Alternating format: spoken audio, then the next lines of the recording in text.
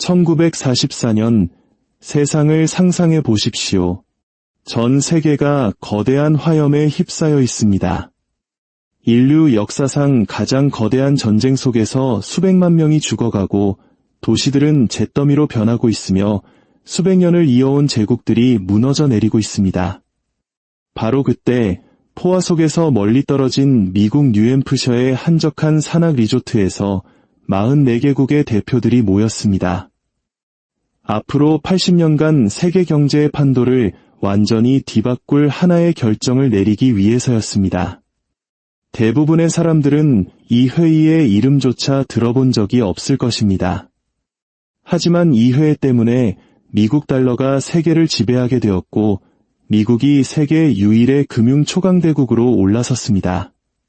그리고 어쩌면 바로 이 회의 때문에 오늘날 우리가 조부모 세대보다 2배, 3배 더 열심히 일해도 그들만큼의 풍요를 누리기 힘들어졌는지도 모릅니다.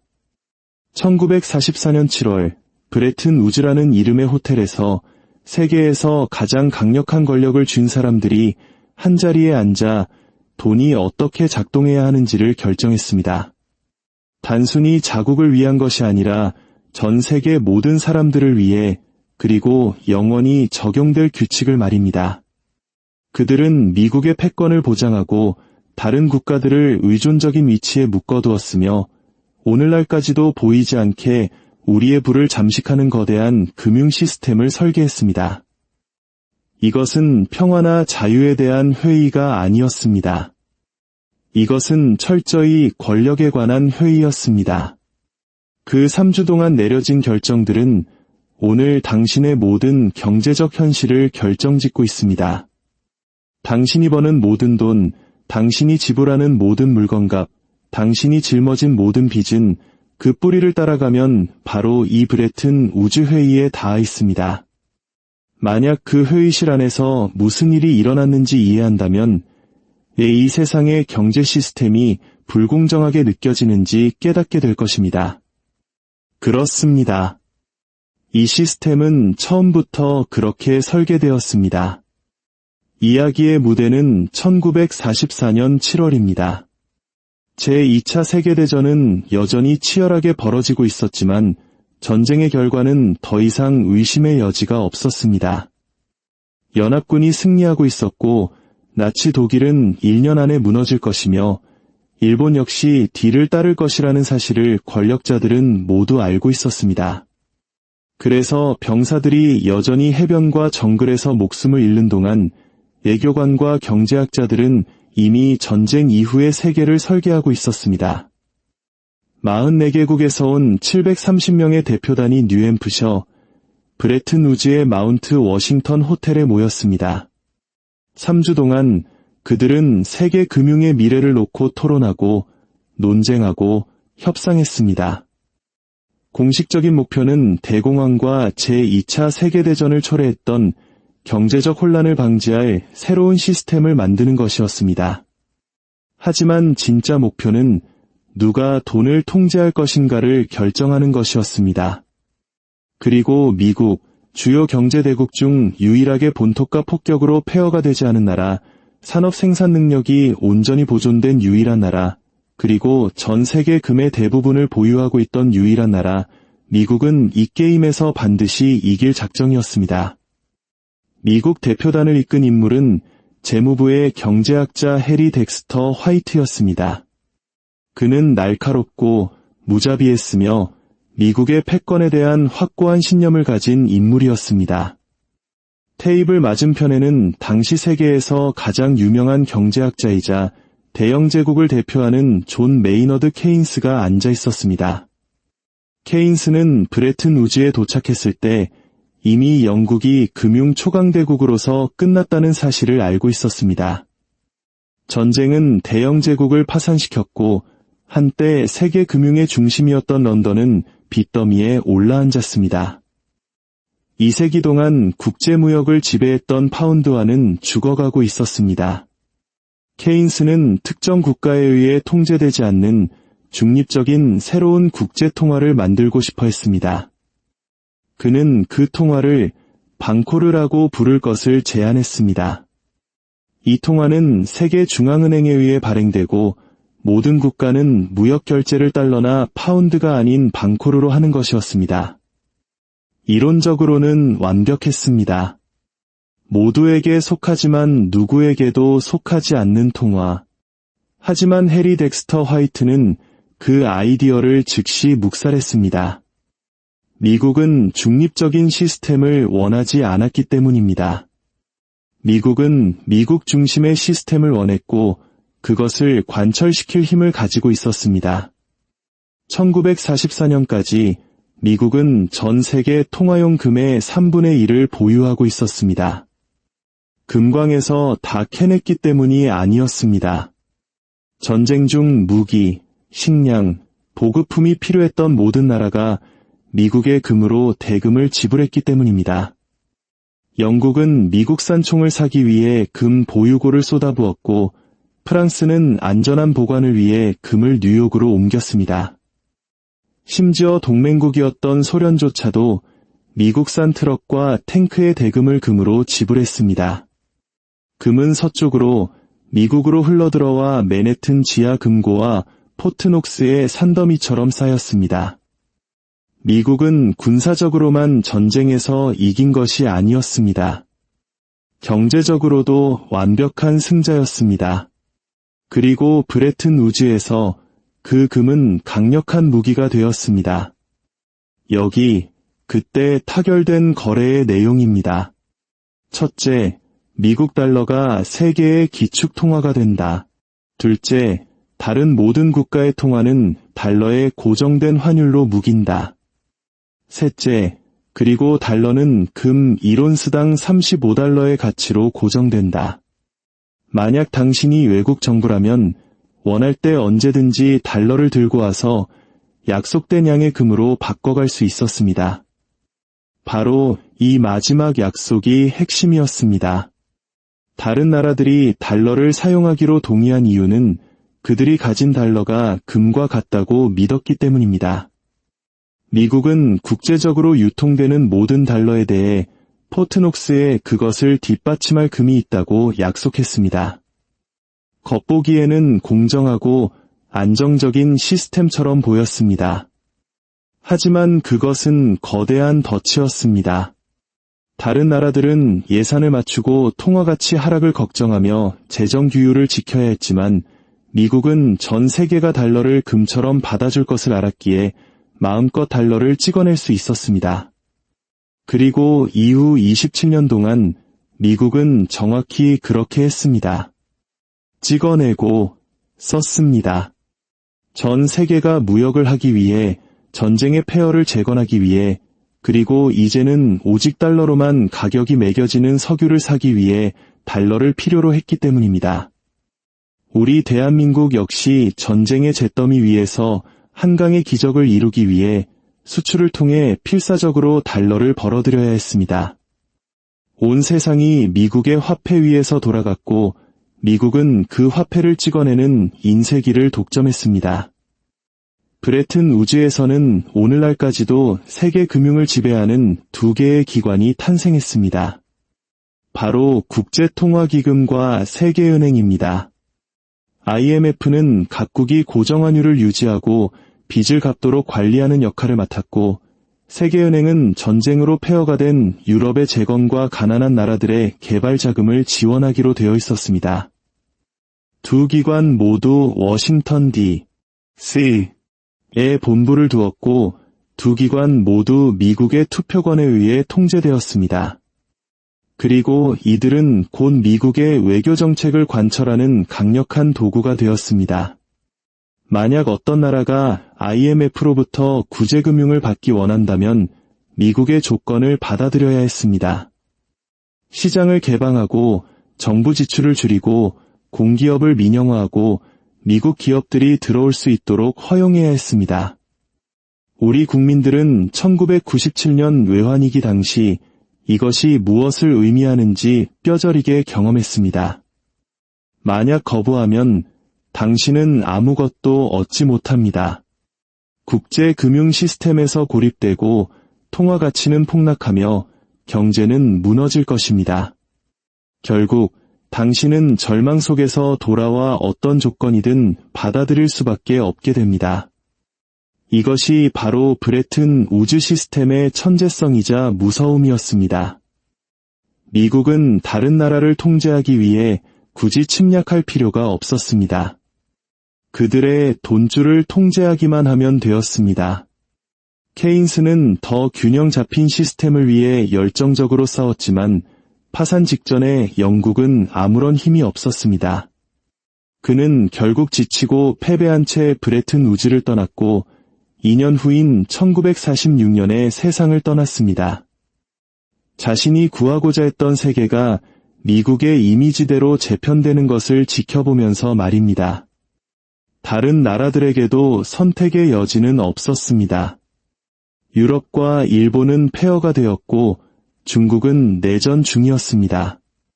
모든 나라가 재건을 위해 달러를 필요로 했고 달러를 얻는 유일한 방법은 미국의 물건을 팔거나 미국 은행에서 돈을 빌리는 것뿐이었습니다. 시스템은 첫날부터 미국에게 유리하게 짜여 있었지만 그것이 유일하게 이용 가능한 시스템이었습니다. 그래서 모두가 그 문서에 서명했습니다. 브레튼 우즈 시스템은 달러를 세계 경제의 심장으로 만들었습니다. 모든 무역, 모든 거래, 심지어 사우디아라비아에서 석유 한 방울을 사는 것까지도 달러를 거쳐야 했습니다. 일본이 사우디에서 석유를 사려면 달러가 필요했고 독일이 브라질과 무역을 하려면 달러가 필요했습니다. 미국과 아무 관련 없는 두 나라 사이의 거래에도 미국 돈이 필요했던 것입니다. 이로 인해 전 세계적으로 달러에 대한 끝없는 수요가 창출되었습니다. 그리고 달러를 인쇄할 수 있는 유일한 나라인 미국은 세계의 은행가가 되었습니다. 하지만 여기에는 문제가 있었습니다. 전 세계에 충분한 달러를 공급하기 위해 미국은 필연적으로 무역 적자를 기록해야 했습니다. 수출보다 수입을 더 많이 해야 했고 달러를 해외로 계속 내보내야 했습니다. 그리고 이는 결국 미국의 일자리, 미국의 공장, 미국의 산업이 해외로 이전될 것임을 의미했습니다. 기축통화국이 되면 자국의 경제는 국가적 번영보다는 세계 경제의 안정을 위한 도구가 되어버리기 때문입니다. 경제학자들은 이것을 트리핀 딜레마라고 부릅니다. 적자를 계속 내면 달러에 대한 신뢰가 무너지고 적자를 내지 않으면 세계 경제가 멈추는 모순. 언젠가는 이 시스템이 무너질 운명이었던 것입니다. 하지만 1944년에는 누구도 신경 쓰지 않았습니다. 잠시 동안 시스템은 완벽하게 작동하는 것처럼 보였습니다. 유럽과 일본, 그리고 한국은 놀라운 속도로 재건되었습니다. 국제무역은 폭발적으로 증가했고 세계 경제는 현대사에서 가장 긴 호황기에 접어들었습니다. 그리고 미국은 모든 거래에서 이익을 얻었습니다. 모든 거래가 달러를 사용했기 때문입니다. 미국의 세기가 시작된 것이며 그 토대는 브레튼 우즈에 놓여 있었습니다. 하지만 이 시스템에는 치명적인 결함이 있었습니다. 미국은 자신이 보유한 금보다 훨씬 더 많은 달러를 계속해서 찍어내기 시작했습니다.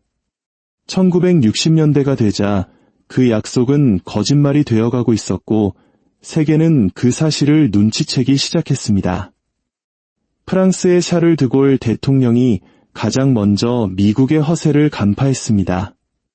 그는 미국이 베트남 전쟁과 각종 사회 프로그램에 막대한 돈을 쏟아붓고 있으며 그 비용을 무분별하게 달러를 찍어내 충당하고 있다는 사실을 깨달았습니다. 그 달러들은 금으로 보증되어야 했지만 그럴 만한 금은 존재하지 않았습니다. 1965년 드골은 프랑스 중앙은행에 달러를 금으로 바꾸라고 명령했습니다.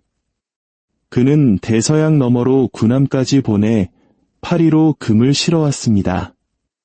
다른 나라들도 이를 지켜보다가 똑같이 행동하기 시작했습니다.